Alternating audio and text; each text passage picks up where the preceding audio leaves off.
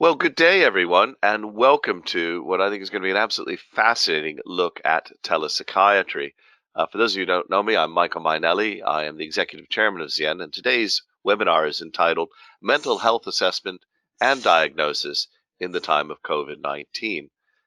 This, for me, is quite a special event in a number of ways. Firstly, FS Club does focus as much on technology as finance, and it's important, I think, to spread out a bit. And this is an interesting area for a lot of us.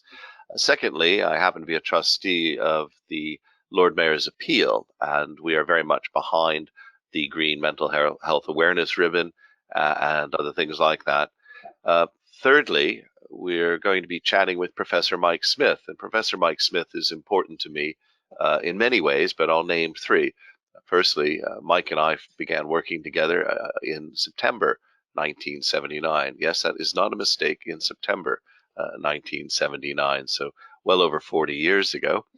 Secondly, Mike is a supplier to my firm of expert systems in all sorts of areas, particularly in the area of highly secure surveys for things like our financial center indices, our smart center indices, our green finance indices. And Mike and I and Ian Harris co-developed in many ways some of the approaches behind our use of blockchains instantiated in our Chainsy system, which Mike also developed. So a lot of development and hard work there. And more importantly, if you look behind Mike on the screen there, you'll see some instruments. He's an amateur instrument maker, and I happen to have a banjo, a guitar, and two cellos from him. So, and all good fun to play with. And it saves me paying for a really expensive instrument when I can destroy one of his inexpensive ones. Mike, welcome. Good. Now, just before we begin, it's important for me to point out that it's our sponsors who make all of this possible. And while most of our sponsors are in technology and finance, all of us have an interest in mental health. Some of our sponsors do provide mental health systems. Others do, in fact, help their staff, particularly in larger organizations where systemic approaches might be more useful. And Mike today is going to be talking to us for about 20 to 25 minutes about a project called Youth in Mind, which he's behind and owns to declare interest. And within that, two areas, SDQ, the Strength and Development Questionnaire, and DAUBA, as I call it, the Digital Assessment and Well-being. Sorry, to help me, Mike, you say it. I'll introduce it in the talk. That's even better. Good. Anyway, I think that's it. We're going to have a lot of time for questions. It's an intimate audience today. We're just about 30 at the moment. Do please get your questions in, because they're probably going to be a little bit more technical than usual. There is a facility on GoToWebinar where you can type questions. If we don't get time to answer all of the questions, which does happen on a number of occasions, we do have your email, and Mike and I will ensure that we get back to you. If you'd like to contact Mike directly, just simply email saying you'd like that, and I will ensure that he gets your email and is connected with you. So that's it. Mike, with no further ado, the floor is yours.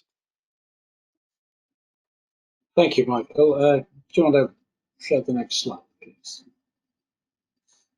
Well, how did I get into this place? Like most of us, no planning, all random sort of Brownian movement, I guess. Any rate, I met via a psychiatrist I'd worked with at North Staffordshire Health Authority, and we've been, not quite like Michael and I, not 41 years, but we've been working together about 20 years now. And Robert retired recently and is pulled out, and I'm now doing pretty much everything. The SDQ is the Strengths and Difficulties Questionnaire, and the DAUBA is the Development and Well-being Assessment. And these are, I think, the most used, certainly, and undoubtedly the best researched mental health measures in the world. Been now running online with them for 15 years online with internet technology, and there's a 5 years before that. I developed the secure platform on which it runs. We developed it from that, not the other way around, I'm glad to say, because this is probably the most sensitive data in the world. I can hardly think of anything more sensitive than child psychiatric records. So I have the pleasure at a rather considerable old age of starting all over again and running this. Michael, next. Let's talk about, first of all, about the real problem. Okay, we think COVID is something, mental health has vastly greater incidence and morbidity than any of the epidemics. It's constant, it's persistent. Without any doubt, at least 12% of the children in the United Kingdom suffer from serious psychiatric disorders. Not, I should have said disorders, because most people suffer from more than one disorder. The figure in the 2017 study of children in England, which was a very, very good study with the ONS, actually the rate is now running towards 15%, and that's a real increase over the last 10 years since the previous one. On top of that, at least 15% and probably 20 to 25% of all children in the United Kingdom or in England require or would benefit from immediate intervention in mental health problems. The cost is absolutely enormous. Year after year after year, we're looking at huge losses, and probably 1/3 of all children and people really suffering from mental health problems are not actually identified. And in the case of children, even the children may not necessarily be aware of the nature of the problems that they have. While I put it in the context of England or the United Kingdom, which I know quite well, the UK is actually quite good at this. The schools have good programs for helping intervene in early years. The latest study showed that, for example, boys who suffer from behavioral disorders, the interventions carried out nationally have actually capped the incidence of psychiatric disorders in boys quite effectively. So with almost no exception, even Denmark, which is a sort of poster child of the world for almost everything, even in Denmark, the situation is very similar. And when I talk about the UK, the projection is very likely that this is a fairly good case and the world is worse. I'm going to now make a cartoon. You know the old joke about journalism, first simplify, then exaggerate.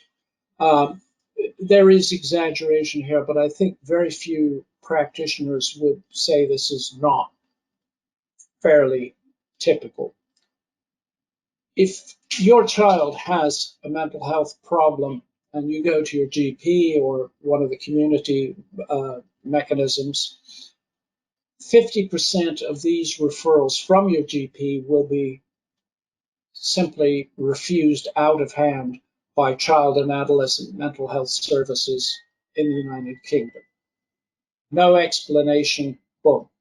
So imagine you went to your GP with a painful wrist after a fall, your GP referred you to radiology for an x-ray, and 50% of the times that you went, radiology just sent you home with no explanation and no investigation.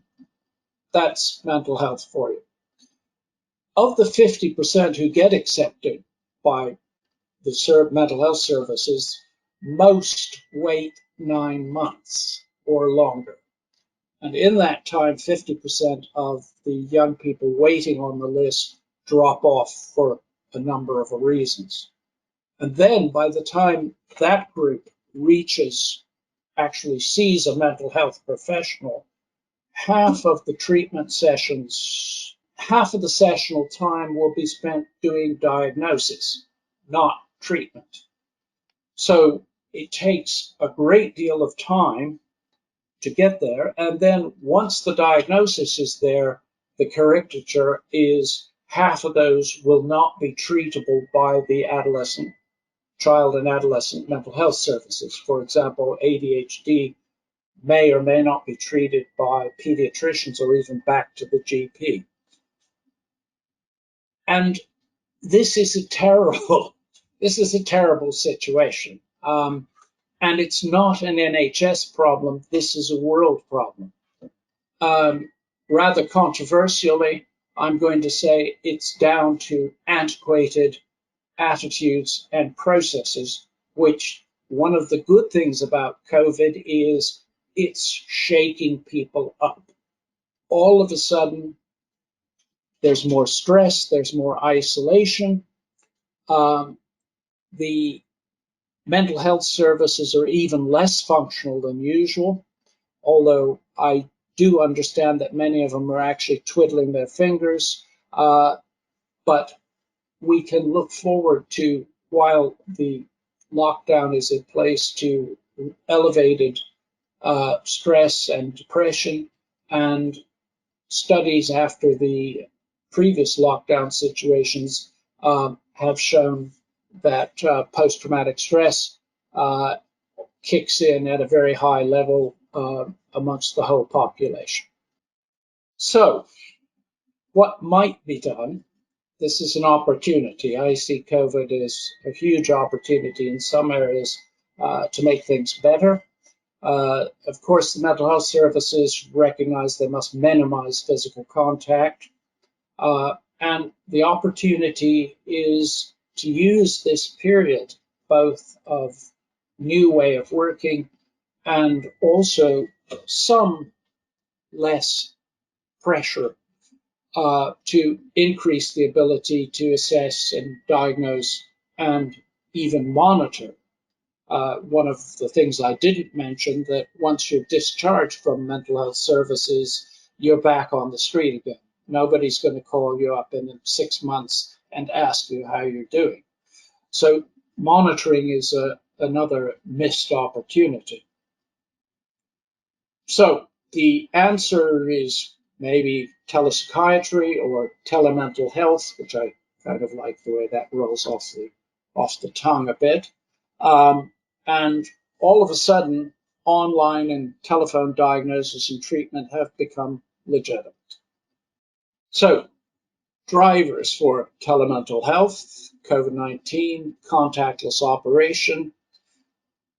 But the real driver should be this appalling wait for treatment where, I mean, by the time you're at the GP with your distressed young person, it's already an emergency. Then to wait 9, 10 months, 12 months for it, only to be sent off to somewhere else, is not a good answer.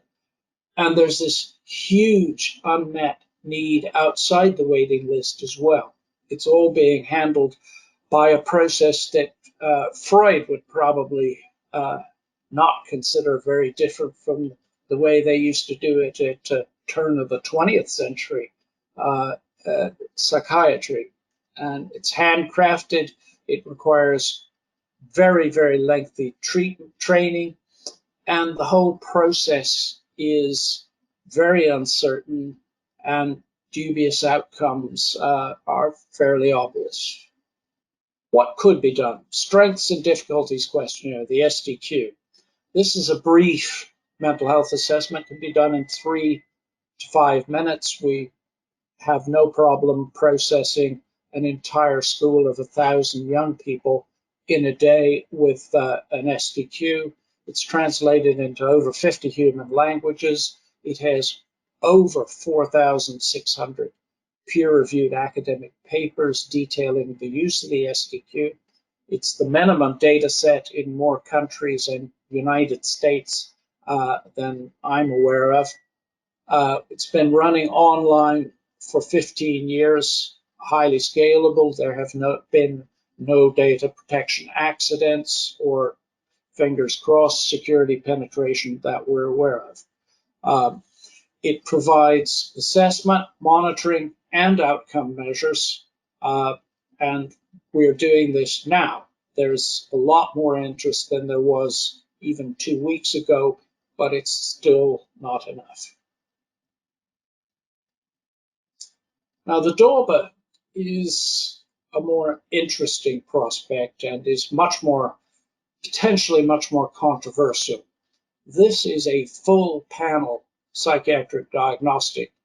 It covers the entire spectrum of the International Classification of Disease and the American equivalent of it. So it's actually mapped backwards from the potential spectrum of diagnosis, is mapped backwards, and it's been written so that it performs much like a psychiatrist would do.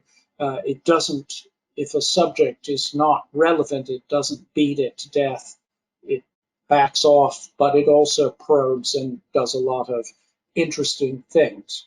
It is used on considerable scale worldwide. For example, in some Scandinavian countries, we're talking about tens of thousands of these being used.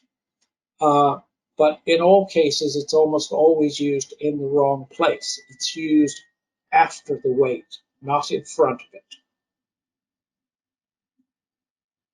The proposal I've made in the United Kingdom, in a rather casual way in the UK, and in Denmark, this may happen, or I'm hoping it will happen. The DORBA has been purchased by the entire nation of Denmark, where it's been used fairly casually for some time. Excuse me, I've just had another glitch on my screen. You're fine, Mike. Keep going. It's fine. Okay. It's a bit disconcerting. A bit like students looking at their mobile phones, which is why I decided to retire from university life. Anyway, the nation of Denmark is purchased this on a nationwide basis and is committed to making it happen over the next 4 years. So at the end of 4 years, I'm looking forward to the possibility or the hopeful probability that the DORBA will be used for every psychiatric diagnosis in Denmark. So my proposal is basically that this is a tool or a diagnostic service at the call of, let's call it general practice, but there's also some community referrers as well. So just in exactly the same way that radiology works, you come in with a sore arm after a fall, the GP for reassurance sends you to radiology, where they quickly x-ray you, review it, x-ray it, and send it back to the GP in very short order. Even though, unlike psychiatry, breaks are very obvious, but you're sent to radiology for reassurance and just to make sure. Unfortunately, mental health is a much broader subject, requiring much more training and not a lot of GPs, even though I understand something like 30% of their work is this kind of thing.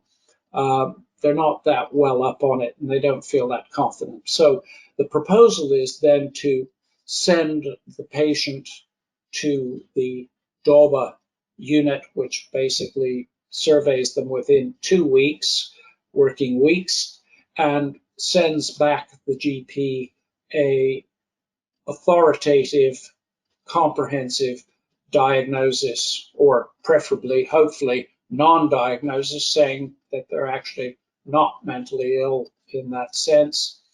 And then the GP uses that to refer to the mental health services, who have really no excuse for not then streaming the child. So, for example, if they don't treat ADHD, then the appropriate referral is to a pediatrician, for example. So this is a complex diagram, but basically it looks at putting the horse in front of the cart, not the other way around. Okay, so diagnosis first, then waiting for treatment if necessary, or if sometimes it's beneficial, actually. I won't say that waiting isn't, intervention isn't always the best option, but it gives a responsible kind of waiting where, for example, SDQs can be administered every 2 months while people are waiting to make sure that their condition hasn't gotten worse, or indeed, if it's gotten better, then it's safe to take them off the waiting list. So this is a proposal that basically looks at re-engineering the psychiatric referral process in a very substantial way. So, what's not to like? Okay, we're looking at reduced diagnostic cost, specialized technicians, which people don't like that word, so I call them assistants, specialized technicians, just like in radiology. If you've been to your radiology department and had an imaging, it's amazing. These technologists, they flip your radiology up on a screen, they rotate it, they measure it. Oh, it's a treat. Okay, and that is my dream. It's also my dream, and rather controversially as well, that these people are not, these assistants are not necessarily medically qualified.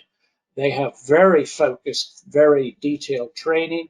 They have clinical supervision, of course, at every step, just as in radiology. Even the technician's competence is quite stunning, really, when you look at it.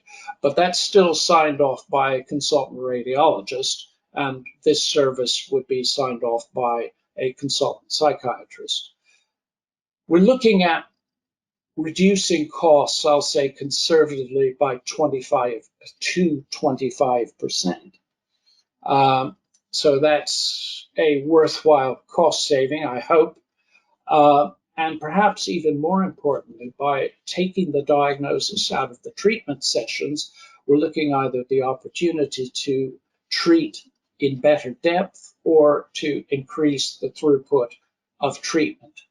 We're looking at being able to redirect unsuitable cases before they ever get onto the waiting list. And remember, many people do not benefit from psychiatric treatment, even though they're referred. This will allow the exclusion of these kind of cases, and their reassurance is a very important feature in this. It's very structured, of course, it's structured psychiatry. It's amenable to quality measurements. It's amenable to better outcomes determination, consistent basis for everything that you want to do here. May not always be necessarily right, but at least it's consistently wrong. Which sounds cynical, but it's better than the current situation. Standardized, consistent, detailed communication. The typical Dauber report is 30 pages long. For seriously disturbed people, it can involve answering 3,000 questionnaires. It's possible to have multiple informants. It's not impossible, it's desirable. So the typical Dauber has 2 parent informants. It can have a third. It has 2 teacher informants. And if the child is 11 or older, the child themselves can contribute to the Dauber. So it gives a very detailed picture of where the respondents are on the same page and where they're often not on the same page. So a typical profile is for a young person to be aware of impact that they're creating, but not aware of the reasons behind it. They may see themselves as highly sociable and a really fun person, and everyone else sees them in a very different way. So I won't go too far down on that. I'm obviously an enthusiast. It's also a very well-tested process. As I say, hundreds of thousands of these diagnoses have been done over the last few years. They're constantly reviewed by practitioners. In fact, in the Dauber process, the practitioner has the option to overrule diagnoses to scale them down to ramp them up, but actually they rarely do. And the good news is this is not a pipe dream. This is not somebody asking for development money to develop this. This has all been running for a decade or more, and it can be scaled up to national scale, at least from a computer point of view, maybe not the human point of view, but it can be scaled up in terms of weeks, months, not decades. Okay, what's to like? I've recruited my first psychiatrist to head up a diagnostic service. His response to my initial probe was, I like science fiction, which was a bit down-putting. I did manage to convince him when I pointed out that this would be at a tool for GPs, then he all of a sudden decided he liked this. So let's watch this spot. It'll probably be introduced as a private service in the United Kingdom. And as I say, I'm working on a national level with Denmark. They're very slow and careful. So that's not moving as fast as I like. One of the big problems in this is, to use one of my 50% caricatures, about half of the practitioners don't actually believe in structured methods. They believe that this can only be done as an art and a craft, and that that it's cruel and heartless to use forms and structures for this. My reply, of course, is it's cruel and heartless to deny a huge body of need when it can be perhaps dealt with in a cruel and heartless way. A lot of people, of course, think the system is so broken that there's no time to fix it. That's the usual excuse. The doctors tend to have the boxer in Animal Farm maximum of the answer to everything is to work harder, work longer hours, hire more people, and throw more resource, even when it's manifestly not working. It's a tribute to their personal qualities, but hard work isn't always the best way to solve every problem. So structured psychiatry is still not fully accepted. Even in Denmark, where it was mandated, it's part of their professional qualifications, which nobody's been able to satisfy this for years. This will be the first time that they have a platform that will support structure. And all in all, there is a feeling that telepsychiatry is science fiction, even though, in fact, in the United States, the Veterans Administration found on large-scale tests that at least 50% of the people they were treating prefer not to have a human offering sympathy and tea across the table from them. So where's the future? Okay, COVID-19 is been a huge stimulant. Don't know where it'll end up, but I see it as quite an opportunity, given what we have. I think teleassessment in general practice in areas where it's now proven itself are here to stay. It's much more convenient, it's cheaper, it's easier, etc., etc. Telediagnosis is likely to increase. Teleassessment is the first step, teletriage, if you like. A lot of child services are now coming during this time and are setting up in a way that will become systematic. Much better use, less tea and sympathy, more system. Teletreatment, who knows? Cognitive behavioral therapy has had online services. It's an excellent therapy for a lot of conditions. It's been on, but it's not universally used. We'll have to see where that goes. And as for my psychiatric diagnostic service, have a look at Denmark in 3 or 4 years and let's see where it's gone. Maybe my private services will make some inroads.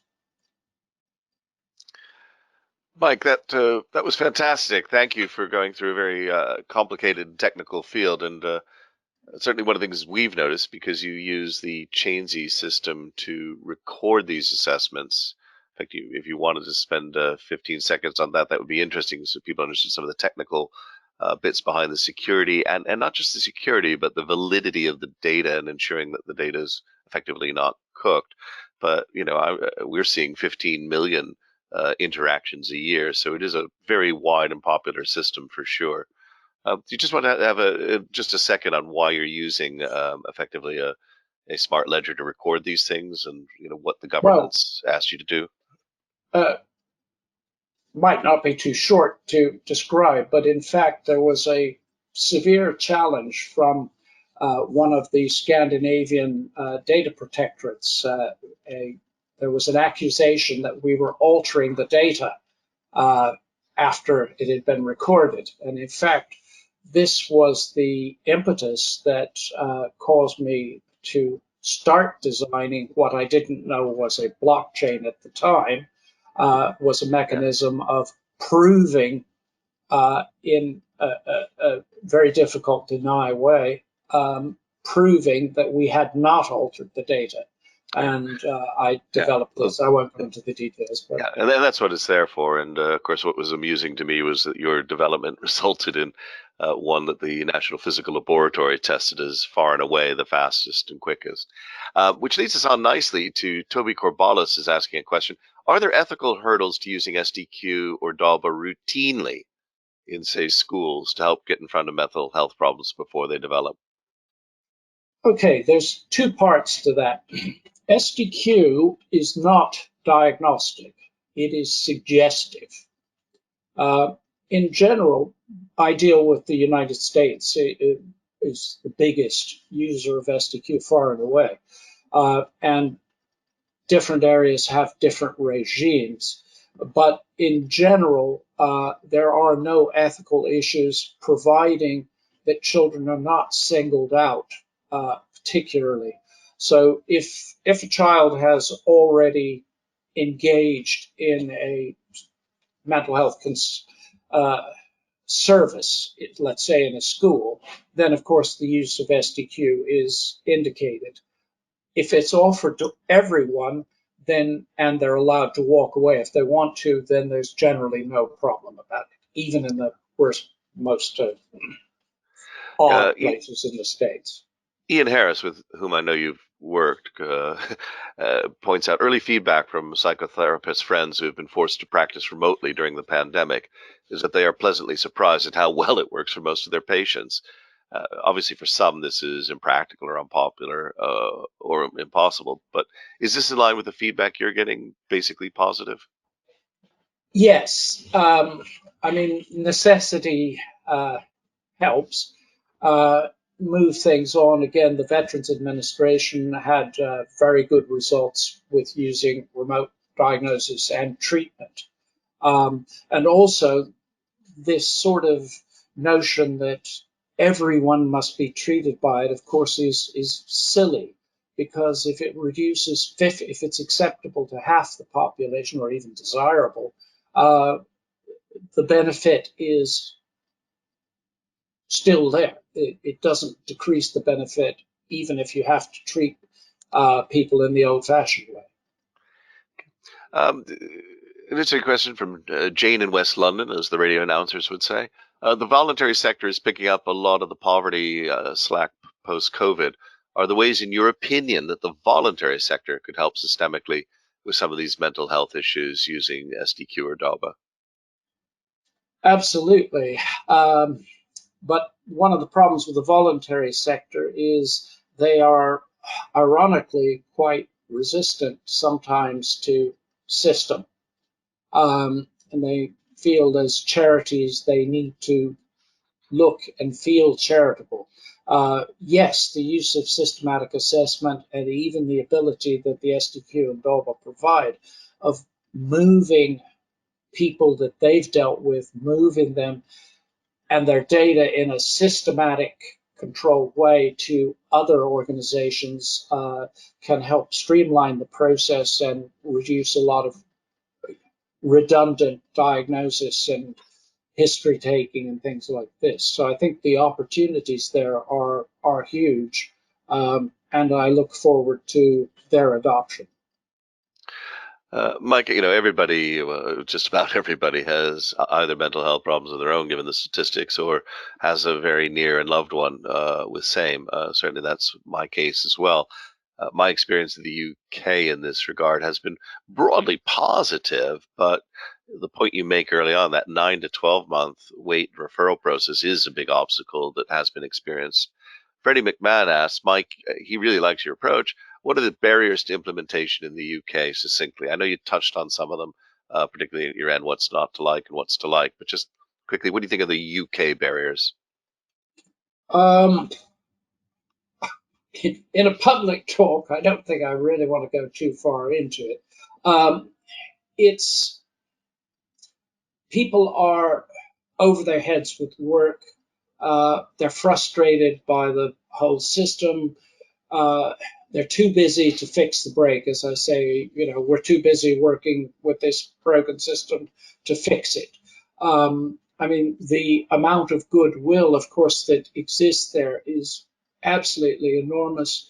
The hours that people work, not just in COVID, but in mental health services and everywhere in the NHS, the hours that the professionals, the clinicians work, is actually absurd. Uh, uh, Even the army doesn't treat its people that way or allow them to treat themselves like this. So, as I say, the part of the problem is they're stuck in their ways. So, Okay. Mike, you and Robert Goodman have inspired nearly 5,000 academic papers. You've got far and away the largest and most longitudinal data set on young people around the world. I've seen many articles recently inspired or instigated by that. So, what I'm going to ask you is in line with a number of questions the audience have. So, for example, John Condon thanks you, but he's just wondering who might hold the global comparison data. I'm interested in the comparison with Denmark, but is there an agency looking at worldwide data? the answer is no, and it probably will never happen. Um, the reason is our view is that we are the data processor. The data belong to our clients, and strictly do. Um, Sometimes those clients are working on a very focused area, single-handed practice. Sometimes they're working on a national level. That's the English survey, which the actual data set has not been released. Um, and Denmark works nationally. Bringing it across from there, the other point is that many of the projects are research projects. They're selected. I don't think it's a general population. I think to use that would be misleading. Okay. So work to be done in that space of data sharing, as in so much of health, these isolated, proprietary almost data sets, or it is my data Well, set, which is mine. one good thing we've seen is we've been approached by getting on a dozen researchers to use the SDQ, the brief assessment for COVID studies. And because it's an emergency, we're not charging for it in the normal way, but we're insisting that if we provide it for free, if they pay for it, that's their business. If they provide it for free, then one of our conditions is that they do release the data globally within a reasonable time.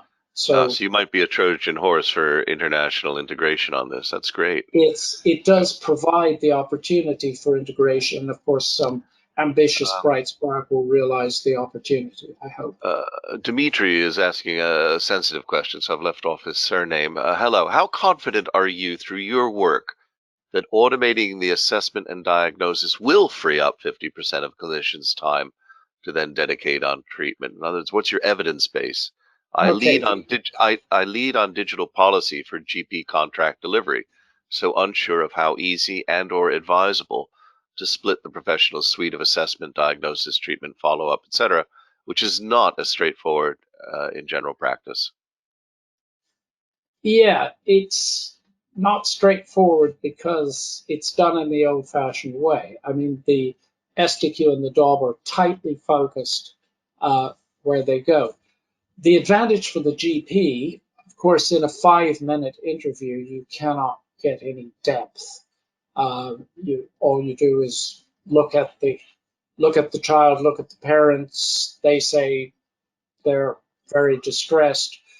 You make a call on that. There's no opportunity in 5 minutes to do it. In the DOBA or even the SDQ, you're talking about, let's say the SDQ, 15 minutes of the parent's time, the child's time if they're old enough, and a comprehensive report and analysis for the GP to look at. In fact, the ideal way to do it is, of course, is to see the SDQ results before you see the patient, and then use the SDQ to tease out any sort of uncertain areas.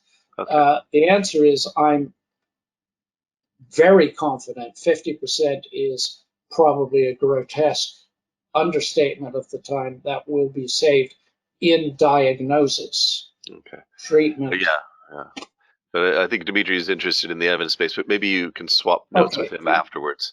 the best evidence The I time could give. available, which is 2 minutes, we've got a few Okay, questions on mental health itself, and I think some succinct answers to a few sharp questions would be useful. I know that some of these are not quite your area of expertise because you're really a data-based researcher, not a doctor, and I'll come on to that. But Bob McDowell asks, is there really an increase in mental health problems, or are new strains of mental health being discovered? You did refer, of course, to the American and the IDC guides, but just quickly, your thoughts on that?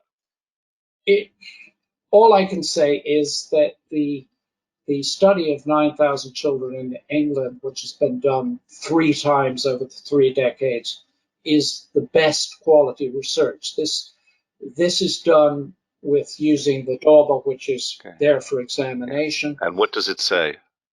What do those 3 studies say? Oh, well, let me carry on. The ONS actually send interviewers in who are trained who administer this. So over 3 sets, the methodology is the best that has been possible. It is superb. The caretaker was fantastic. And there is from 1997 to the mid-aughties to 2017, there is a significant increase in diagnosis. Okay. And from that's where I'll stop. Good.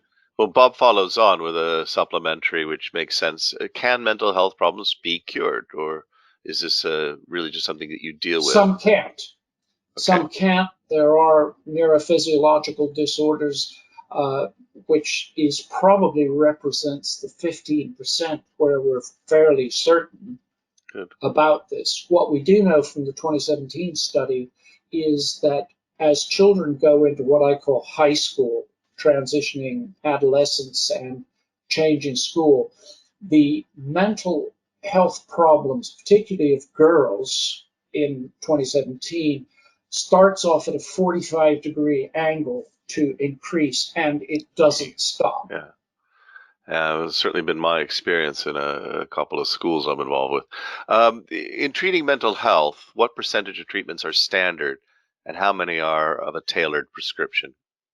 I can't answer that question. Okay. And Morgan is asking, what might you suggest in terms of new treatment ideas and or diagnostic suggestions for the more severe cases of mental health where patients may not respond so well to the perhaps simplified diagnostic treatment means that you're discussing? I can't answer that question. I'm Okay. not simply not All right. qualified. And a final question, also on those lines, and I appreciate it. I just think it's No, important no, to that's try to fine. round this out. I'm not You, embarrassed. No. Hugh Purser is asking, much of the presentation focuses on the infrastructural and process problems. Is the capacity for treatment any better once a patient reaches that stage in the UK and globally? In other words, are there good outcome measurements at the treatment level? The outcome measures are not great. It's done sort of as research projects, not systematically. Outcome measurement, once you're discharged, it's a feature of all medical systems practically. Once your specialist discharges you, you're finished. You're on the street, as I say. What should be done, of course, is to include outcome measures with every patient. It is possible with what we do and what we propose. Okay. Mike, we've run a little over time, but for good reason. It's well worth hearing this. Mental health is a rising area, as you've indicated, and yet it's also one that even whilst it's been rising, we've done too little about streamlining the efficiency and getting out there and really meeting the people who need the help that we're talking about. And I agree with you. COVID gives us an opportunity through this huge look at tele everything to explore how much we can change some of those processes. And as it all begins with diagnosis and screening, this is the time to do it. So thank you so much for sharing all of those thoughts and what is clearly a work of passion between you and Robert, and one that I fully support and think is wonderful. But I also think that our sponsors are wonderful, allowing us through their forbearance to go through and explore areas that many people wouldn't see as really just technology and finance, but the rounded view of what it's about. And I would encourage many people, as I said at the beginning, particularly those in large organizations, to consider the applicability of this type of diagnosis. As Mike said, going through a school of 1,000 in a day, we'll go through a workforce of 5,000 in a day or two. Think about the institutions that you're involved with and ask yourself a good question, particularly in a time of high strain when everybody is tele. Why aren't you taking the opportunity to do something? But I also would like to thank you, the audience. A reminder that we've got a rich set of webinars next week. Cooperation, we're going to be looking at the P20 system in America. And Duncan Sands is going to be dialing in from the States to explore that with us. We have big lessons from small nations. An old high school friend of mine, so you're going to meet somebody who knew me before Mike Smith. James Briding, Jim, is going to be telling us about the S8, why the small nations like Ireland, the Netherlands, Switzerland, and Denmark, of which we've heard so much today, succeed. And finally, on Thursday, we're going to have Financial Centers of the World 2020, our look at various centers around the world, and this time we'll be featuring Casablanca. So a rich set of events next week. As ever, go to the website and check out what's forthcoming. Anyway, Mike, it remains for me to thank you on behalf of, sadly, a tele-audience, a virtual audience. You can't see them. You can't see how thankful they are. They lit the question board up, and I will connect you as appropriately. But I can offer you here on camera a virtual round of applause, and thank you for a great, great webinar. So thank you very much. All right, folks, I'll end the webinar now and look forward to being in touch with all of you over the weeks to come. Have a good weekend.